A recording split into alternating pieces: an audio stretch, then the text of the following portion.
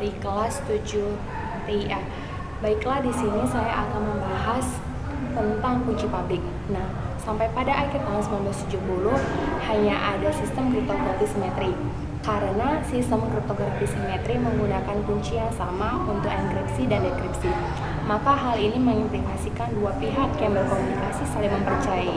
Kedua pihak harus menjaga kerahasiaan kunci, atau sehingga kunci enkripsi maupun dekripsi disebut juga dengan secret key. Pada sistem kriptografi kunci publik, kunci kriptografi dibuat sepasang, satu kunci untuk enkripsi dan satu kunci untuk dekripsi. Kunci enkripsi diumumkan kepada publik oleh karena itu tidak rahasia, sehingga dinamakan kunci publik atau public key disimbolkan dengan E. Kunci untuk dekripsi bersifat rahasia sehingga dinamakan kunci private atau private key disimbolkan dengan D. Nah, gambarnya itu bisa kita lihat dari nih. Karena ada kunci enkripsi, kunci dekripsi, maka sistem kriptografi kunci publik kadang-kadang disebut juga sistem kriptografi asimetri. Kita dapat melihat di sistem kriptografi kunci publik dari gambar yang ini. Kemudian sertifikat digital. Digital sertifikat atau sertifikat digital adalah setara izin mengemudi, surat nikah, atau bentuk lain dari identitas. Satu-satunya perbedaan adalah bahwa sertifikat digital digunakan bersama-sama dengan sistem enkripsi public key. Digital sertifikat adalah file elektronik yang hanya bekerja sebagai paspor online. Digital sertifikat dikeluarkan oleh pihak ketiga yang dikenal sebagai certification authorities seperti VeriSign atau TWIT. Otoritas sertifikasi pihak ketiga ini memiliki tanggung jawab untuk mengkonfirmasi identitas pemegang sertifikat serta memberikan jaminan kepada para pengunjung situs bahwa situs web tersebut adalah salah satu yang dapat dipercaya dan mampu melayani mereka dengan cara yang dapat dipercaya.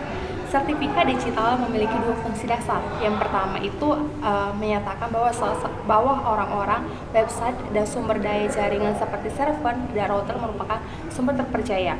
Dengan kata lain, sesuai dengan siapa atau apa yang menjadi tuntutan mereka. Fungsi yang kedua adalah untuk memberikan perlindungan bagi pertukaran data dari pengunjung dan website dari gangguan atau bahkan pencurian seperti informasi kartu kredit.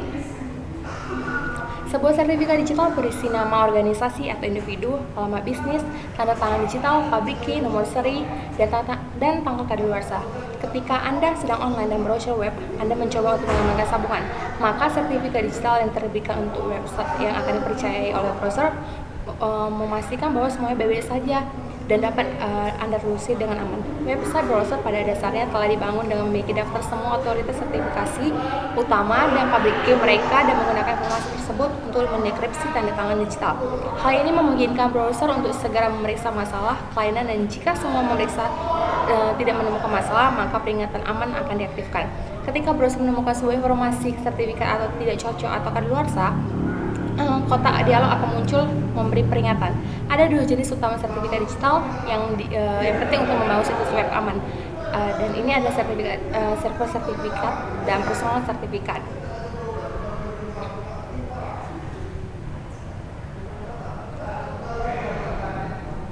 Digital signature, personal sertifikat sedikit berbeda dari server sertifikat karena memungkinkan Anda untuk memvalidasi identitas pengguna situs web dan bahkan membatasi akses mereka kepada bagian-bagian tertentu dari website. Anda mungkin ingin mengatur website Anda sehingga halaman web hanya tersedia bagi orang-orang tertentu, dan sertifikat pribadi dapat membantu Anda melakukan hal ini. Personal sertifikat dapat digunakan untuk hal-hal seperti mengirim dan menerima email, untuk informasi rekening pribadi seperti password, perumpamaan atau informasi nama pengguna. Digital signature atau tanda tangan digital adalah kode digital yang dapat ditempelkan pada pesan dikirim secara elektronis. Tanda tangan inilah yang menjadi identifikasi dari si pengirim pesan.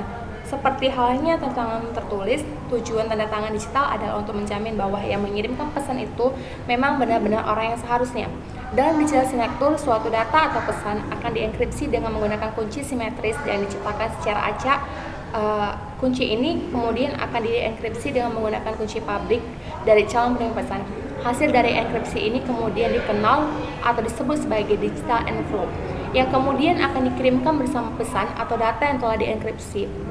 Setelah menerima digital envelope, penerima kemudian akan membuka atau menenkripsi dengan menggunakan kunci-kunci private-nya. Hal yang ia dapatkan dari dekripsi tersebut adalah sebuah kunci simetris yang dapat digunakan untuk membuka data atau pesan tersebut. Namun sebenarnya ada masalah dalam prinsip kunci publik.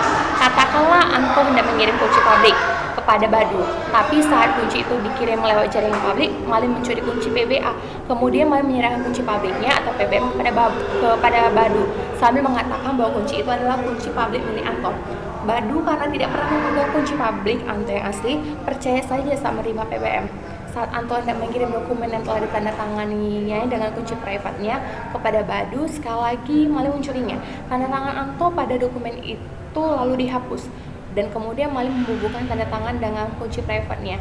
Malim mengirim dokumen itu kepada Badu sambil mengatakan bahwa dokumen ini berasal dari Anto dan ditandatangani oleh Anto. Badu kemudian memeriksa tanda tangan itu dan mendapatkan bahwa tanda tangan itu sah dari Anto. Tentu saja kelihatan sah karena Badu memeriksanya dengan kunci publik PBM bukan dengan PBA.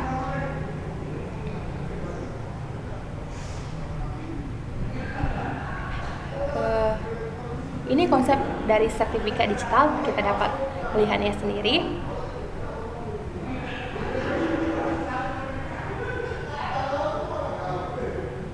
Nah, untuk mengatasi masalah penulisan kunci publik, maka kunci publik itu direkatkan pada suatu jenis sertifikat. Digital sertifikat adalah kartu kredit elektronik yang membuat surat kuasa dan ketika melakukan bisnis atau transaksi lainnya di web. Hal ini dikeluarkan oleh otoritas sertifikasi atau SIA. Digital sertifikat ini berisi nama Anda, nomor seri, tanggal kadaluarsa, salinan kunci pemegang sertifikat, atau digunakan untuk mengenkripsi pesan dan digital signature.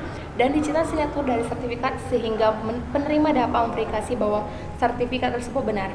Beberapa digital sertifikat sesuai dengan standar X509. Digital sertifikat dapat disimpan dalam registrasi autentikasi sehingga pengguna dapat melihat kunci public user lainnya. Nah, 4 contoh lembaga yang mengeluarkan sertifikat digital yaitu Kemenkominfo, VeriSign, yaitu sebuah otoritas sertifikat publik yang didirikan pada bulan Mei 1995 menyediakan sertifikat digital untuk produk-produk terkenal dari Netscape dan Microsoft. Selama lebih dari 19 tahun, VeriSign berhasil menjaga 100% keakuratan dan stabilitas operasionalnya untuk com dan net, mengelola dan melindungi infrastruktur DNS untuk lebih dari 143,2 juta nama domain dan memproses lebih dari 130 miliar transaksi setiap hari sehingga dunia tetap terhubung secara online dengan aman dan sempurna. VeriSign berpengalaman dalam dan menyediakan dukungan untuk IPv6 dan DNSSEC. Yang kemudian ketiga yaitu Sheba Trust, memiliki pengalaman 10 tahun dalam membuat sertifikat digital untuk pemerintah federal Amerika Serikat. Nah, sampai sekian dulu hari ini. Dadah, bertemu lagi dengan saya di lain waktu.